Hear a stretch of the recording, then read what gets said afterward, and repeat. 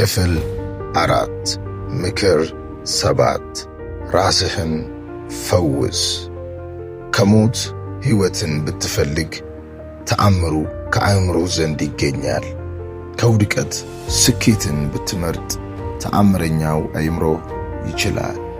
ከ40 ቀን ዕድልህ ይልቅ በረከትን ብትሻ ከአእምሮ ተአምር ይሰራል። የድብቁ አእምሮህን ኃይል በመጠቀም ሰውነትህ እንደ አዲስ መገንባትና መፈወስ ትችላለህ። ሰውነትህን የፈጠረ አምላክ መዳኛህንም በውስጥህ አብሮታልና። ምክር 8 ከምቾት ቀጠና ማምለጥ። የመለወጥን መንገድ እንደጀመርክ ፍርሃት ይወርሃል።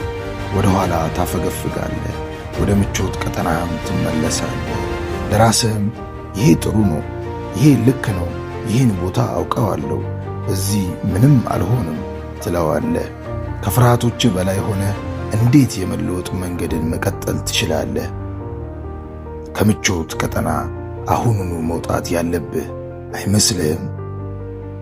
ከላይ ያሉትን የሁለቱን ምክሮች ሐሳብ በመመርመር ለራስህ ጥያቄ እያነሳ መርመር።